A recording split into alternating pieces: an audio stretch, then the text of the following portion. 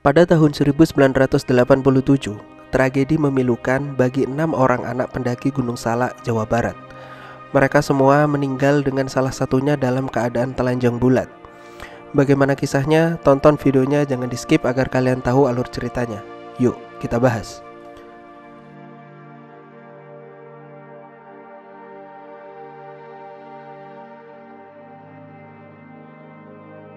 Gunung ini terletak antara Bogor dan Sukabumi yang dipenuhi dengan tebing curam dan jurang-jurang yang amat dalam. Cuaca di gunung ini bisa tiba-tiba berubah menjadi penuh kabut yang mengganggu penglihatan pendaki. Konon katanya, Gunung Salak hingga saat ini masih menyimpan misteri. Bahkan hingga sampai saat ini belum ada yang bisa menemukan jawabannya. Mungkin tragedi kali ini bisa disebut Dyatlov Pass-nya Indonesia gak sih? Bagi kalian yang belum tahu tentang cerita tragedi Dyatlov Pass, kalian bisa tonton videonya yang linknya aku taruh di deskripsi. Kisahnya cukup tragis di pegunungan Rusia, termasuk video tragedi Korovina Group yang lebih mengerikan lagi di pegunungan yang sama. Namun ada lagi tragedi yang disamakan dengan Dyatlov Pass Rusia, yaitu Dyatlov Pass-nya Amerika Serikat. Tapi bukan tentang pendakian sih. Kalau kalian mau nanti aku buatin deh. Ya, komen di bawah ya. Oke, kembali ke Dyatlov Pass-nya Indonesia di tahun 1987. Tapi emang iya, kenapa di setiap cerita pendakian di Indonesia jatuhnya pasti ada kata misteri dengan atmosfer nuansa horor, seolah-olah setan atau hantu bersalah atas tragedi yang terlibat. Kasihan mereka yang gak terbukti bersalah malah di roasting, ya kan? Namun kisah kali ini tidak ada unsur horor dan lain sebagainya, yang memang dikisahkan karena kecelakaan hingga mereka jatuh ke jurang yang akhirnya meninggal. Gunung Salak memiliki tinggi 2211 meter di atas permukaan laut, serta banyak merenggut nyawa pendakinya dengan tanpa sebab kematiannya. Maka tak heran masyarakat sekitar memberikan gelar gunung terangker di Jawa Barat. Kembali di tahun 1987, 6 orang siswa STMN Pembangunan Jakarta Timur meninggal di gunung ini. Alasan dari mereka meninggal sampai saat ini tidak ada yang tahu pasti, karena tidak ada satu orang pun yang bisa dijadikan sebagai saksi. Dikisahkan pada hari Jumat 20 Februari 1987, sekolah mereka mengalami kebanjiran sehingga sekolah diliburkan untuk beberapa hari ke depan, yang mengakibatkan tidak ada kegiatan belajar mengajar. Dengan kebetulan juga ada rapat dari para guru saat itu. Dengan demikian, untuk mengisi waktu mereka mendapatkan ide untuk mendaki Gunung Salak dan mengumpulkan siapa saja yang akan ikut. Sebenarnya sih ada 8 orang siswa yang akan mendaki Gunung Salak. Mereka adalah Yumar Santo, Boyke Zulkarnain, Ahmad Rudian, Hairudin, Edi Fujianto, Irfan Supandi, Mulyadi, dan Wisnu Hermanto. 2 orang yang bernama Yumar Santo dan Boyke Zulkarnain tidak bisa berangkat karena terlambat saat itu untuk menyiapkan segalanya, ya alias kesiangan lah ya. Keberangkatan mereka tersebut tidak diketahui oleh pihak sekolah, bahkan orang tua mereka.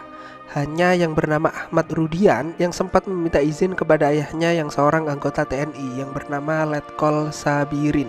Mereka mendaki tidak menggunakan rute normal biasanya dipakai, namun mereka ingin membuka jalur baru di dekat air terjun Pancuran 7 yang dekat dengan puncak, dan memang jalur tersebut belum banyak orang tahu.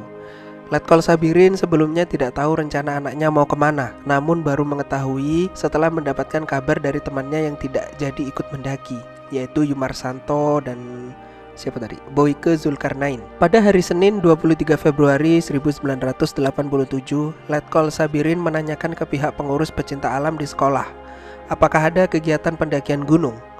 Pihak sekolah menjawab bahwa tidak ada.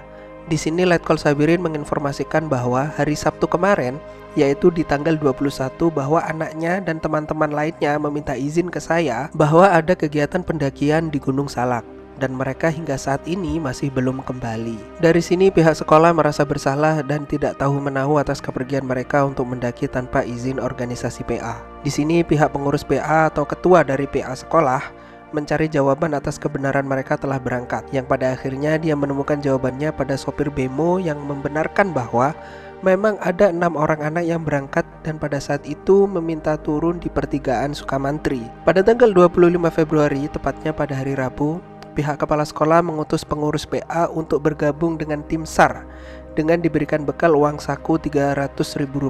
Segitu di tahun 80-an besar kali ya. Keesokan harinya di tanggal 26, ternyata pihak pencarian dari sekolah tidak bergabung dengan tim SAR. dan melakukan pencarian sendiri dan menemukan titik terang dengan tanda-tanda ditemukannya bungkus-bungkus makanan. Singkat cerita, hingga akhirnya di hari ke-28, 4 jenazah berhasil ditemukan dengan kondisi yang sudah amat parah.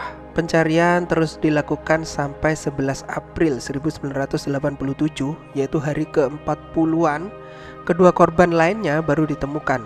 Itu adalah jenazah Ahmad Rudian dan Irfan Supandi yang ditemukan pada ketinggian 1375 meter. Menurut analisa Kelly Daryono sebagai pengurus pecinta alam di TPPA, Teknik Pembangunan Pecinta Alam, Jakarta Timur, beliau merupakan kakak kelas dari ke-6 siswa ini yang ikut andil dalam pencarian mereka. Dari tanda-tanda kecelakaan di medan lokasi, dia mengatakan bahwa awalnya salah satu dari mereka terjatuh terperosok dalam jurang saat hendak melintasi jalur licin di samping air terjun, sampai kakinya patah.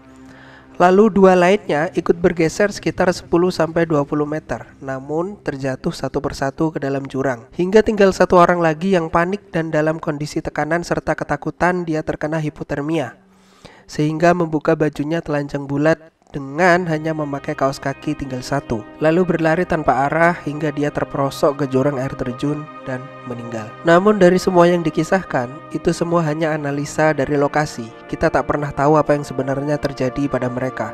Bisa saja ada hal yang membuat mereka takut hingga akhirnya mereka berlarian, terperosok jatuh ke jurang, atau ada hal lain lagi. Karena memang tak ada yang tersisa dari mereka yang hidup untuk memberikan kesaksian apa yang sebenarnya terjadi. Nah, maka dari itu setuju nggak kalau tragedi ini kalau disebut dengan Diat Love Pass-nya Indonesia?